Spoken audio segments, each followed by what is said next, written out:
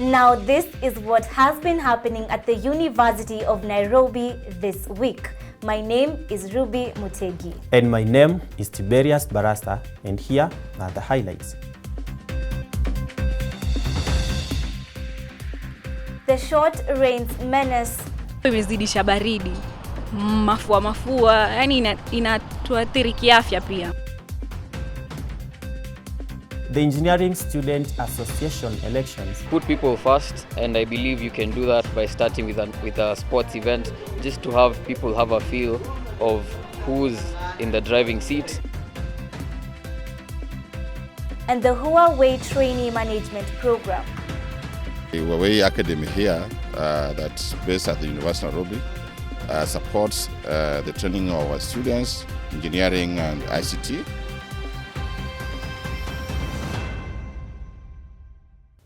It's a blow to the students at the University of Nairobi after the short rains halted major activities in the main campus.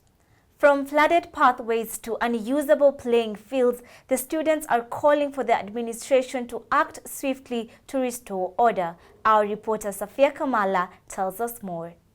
At the heart of the University of Nairobi, students are grappling with the aftermath of continuous rains during this short rain season in April. From flooded pathways to disrupted learning environments served an immediate blow as students get late for classes and low class attendance becoming the norm. Fine, most of them live maybe around Kipera, Madare, those areas, Ngara, and you see right now those areas are flooding. So that's why right now you find most classes students are not attending. The transportation sector for students has also received its share of challenges. The journey to the lecture room being a tale of troubled transportation, congested roads, hiked fares, and other students coming from flooded shelters. Sporting activities and physical training sessions have also been halted for the sports enthusiasts. The training sessions that were vital for the UNSA end of tenure tournament that is to take place on Friday are affected by the rains. Kumekuwa kunanyesha kwa uwanja, so maji imejaa huko hivyo, so technically we can't train there because there is a lot of water and mud, so inakuwa ngumu kwetu kutrain because of the rains. The university clinic has seen a spike in health complaints, especially related to cold directly related to the chilly weather. Mvua imezidisha baridi, mafua, yani inatuathiri kiafya pia. As the rain persists, the call for urgent intervention from university authorities grows louder. Some students have even called for online classes and cuts to accommodate those severely affected. This time I think students cuts should be put in online, or maybe if it's raining, maybe in the morning and the cut is supposed to be done in the morning, maybe to be postponed.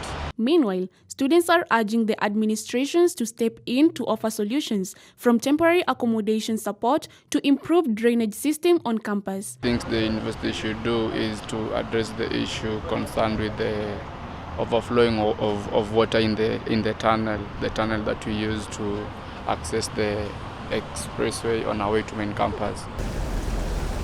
Reporting for UNC TV, my name is Safia Kamala.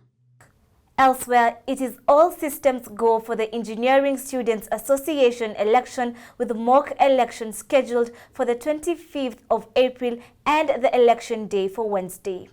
As our reporter Georgina Mwikali narrates, both the students and the contestants hold high expectations of the elections as the only way to facilitate student and industry linkages. The Engineering Students Association (ESA) is scheduled to conduct its mock elections on Friday, 25th April. The voter register verification is a crucial practice ahead of elections to ensure that all students can access their portal for voting. Mock elections are mainly meant to ensure that the portal is working mostly, and to prepare, like mostly the first years who have joined us, they don't know how to vote, so they're just helping them, show them how the voting can be done. The students expressed their concerns regarding the need of mock elections for a free and fair election. Initially we had people voting for others because they have the AD credentials, but I think we are expecting that this time the IT will use the 2FA method to ensure that there's no stealing. It will be free and fair. For the outgoing chair, students' participation in mock and main election is mandatory for a successful and meaningful election. For the students, I'd really like to urge you to take part because this is your association, and you taking part in it will determine how successful it is for you. Please come out in numbers and vote for your leader of choice. Let's end the voter apathy. In fact, do have the power to elect a leader of your choice and a leader who will represent you well come 25-26. The outgoing ESSA leaders also encourage the aspirants to be informed on the roles of the position they envision and possible challenges. My mandate in ESSA has been resource mobilization. So to the incoming vice chair, I'd really like to urge him, because it's a him, to really take part in resource mobilization for the association.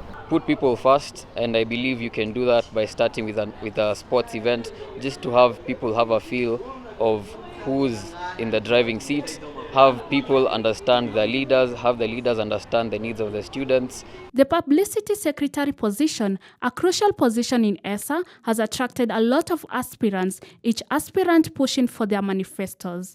My manifesto is mainly built on solving their problem and solving what they want to know about ESSA, because ESSA should not be a closed body. ESSA is an open body for the engineers. One of the major changes I want to implement is making sure that as ESSA we have a good overall image out there, and not only in the engineering faculty but also in the job market. The aspirants also highlighted how they envisioned to promote student inclusivity and engagement if elected. During my tenure, we are going to have like 3 or 4 info sessions, games, for us to be able to bond as engineers. I take them as my fellow colleagues, right? I don't view myself like someone at the top there. I have to interact with them. Reporting for UNC TV, my name is Georgina Mwikali.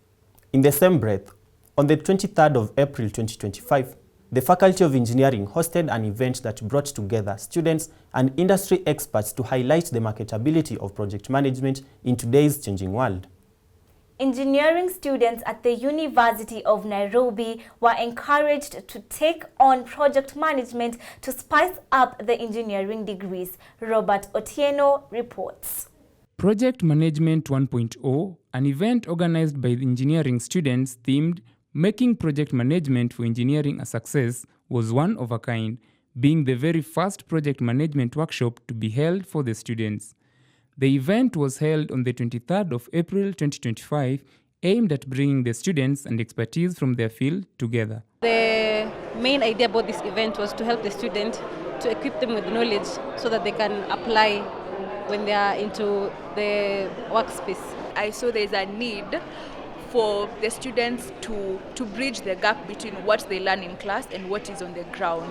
And in that case, most as an engineer, you need to know how to manage a project in terms of cost, in terms of timelines, in terms of quality delivery. The event was attended by Archibald Masharia, Executive Director, InfoLaunch Africa, who discussed with the students on the importance of project management in their career. He also went ahead to inform them on how to conquer the field of engineering and how to apply and take project management courses to ensure they increase their marketability. A project targets a unique product or a service or a result. So a project has an objective, something that you want to achieve by the end of it. It helps meet the timelines in terms of both time, cost, and value, You go to a client and you do site survey and everything, so you have to write quotation. If you don't have some basics of project management, you might do and then you find, oh, I did less quotation or something occurred.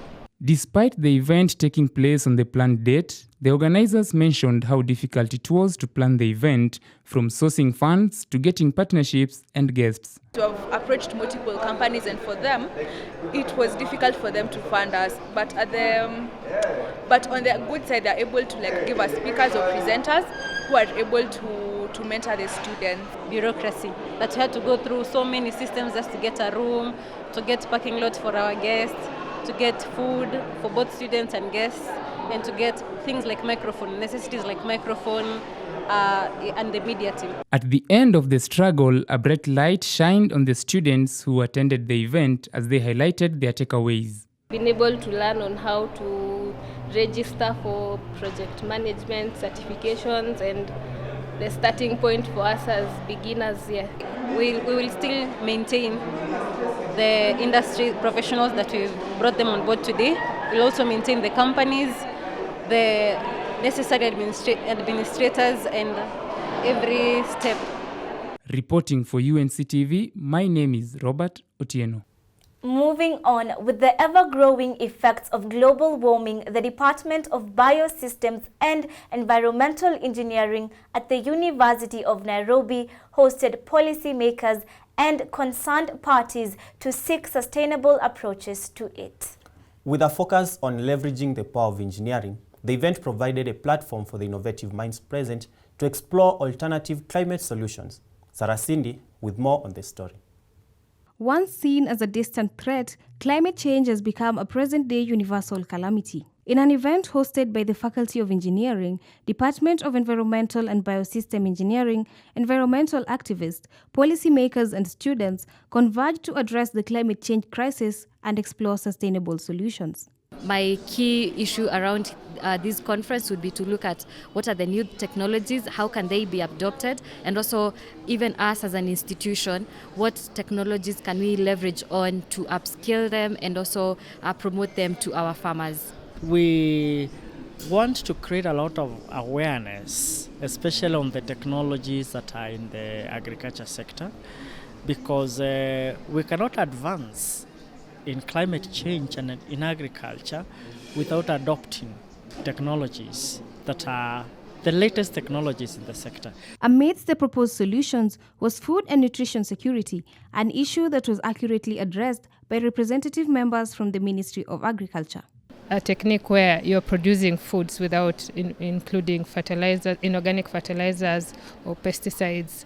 So you want to produce them in the most natural way that will not have any impact on health of people and also the environment. Through inclusive systems, grassroots organizations and climate education, the conference invited industry professionals and young minds alike to rethink the role of engineering in the current environmental crisis era. You get to interact with other people with different ideas and opinions that you have to consider and put into use while you also grow your career and become an engineer. They further emphasized on the importance of bridging academic knowledge with real-world climate action and learning that goes beyond the confines of classrooms, halls, and papers. So this conference gives them an opportunity to get some industry knowledge, which now helps them to connect between what they're learning in the classroom versus what is there outside the classroom. From rising global temperatures to extreme weather conditions, the call to action has never been louder.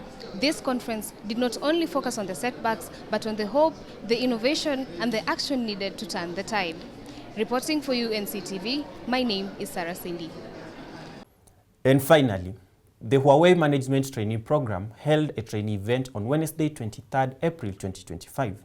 The program, targeting fresh graduates and students in their final years of study, sought to impact the participants with practical skills in ICT, smart infrastructure, and climate-smart solutions. As our reporter Marion Mwema narrates, this is in line with Huawei's mission to drive digital transformation on the continent. The Huawei Management Trainee Program took place on the 23rd of April 2025 at the University of Nairobi's Taifa Hall, an initiative designed to onboard and nurture young professionals into the world of digital innovation. The program offers hands-on experience in ICT, smart infrastructure, and green energy solutions, aligning with Huawei's mission to drive Africa's digital transformation. Delegates emphasized Huawei's commitment to fresh talent, specifically targeting brilliant minds from the Faculty of Engineering. The program aims to bridge the gap between academic knowledge and industry demands. The Huawei Academy here, that's based at the University of Nairobi, supports the training of our students, engineering and ICT, with the skills that are required out there. And they are bridging the gap between theory and practice. Transforming the ICT industry, because They grow to become engineers at our company. They also move to other companies. At the end of the day, they are the people who will be dependable within the ICT sector. Huawei representatives highlighted that their program is a key pillar in the company's long-term strategy to strengthen local talent pipelines and accelerate digital transformations across Africa. By recruiting fresh minds from the institutions like the Faculty of Engineering at the University of Nairobi, Huawei ensures a consistent flow of innovation from within the region.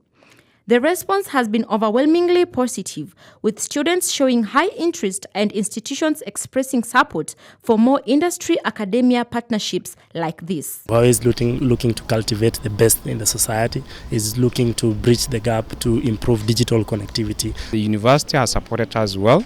We've always had a good collaboration with this university. So I think we will still continue, and we hope for more and more collaboration with the university. Students from the Faculty of Engineering gathered at Taifa Hall with curiosity and ambition as the Huawei Management Trainee Program recruitment event rolled out. Many expressed they were motivated by the opportunity to work with a global tech company and gain real-world exposure straight out of university. I was told that Huawei is a good employer. So, being an engineering student and thinking about employment after school, I thought Huawei is a good place to start from. For most, it wasn't just about landing a job, it was about launching a career in a space that values innovation, sustainability, and digital transformation. Young engineers dream to be in such a place. So I did learn a lot of things about that. The overall experience was described as insightful and inspiring. Students learned that the program goes beyond technical training, offering mentorship, leadership development, and a chance to contribute to impactful projects. Several attendees shared that the program structure closely aligns with their career goals, making it a perfect fit for graduates looking to grow within the ICT and energy sectors. Reporting for UNC TV, I am Marion Mwema. And now you're up to date with the UoN Weekly by UNC TV. Remember to catch our next episode on YouTube and follow us across all our social media platforms. My name is Tiberius Barasa. And my name is Ruby Mutegi.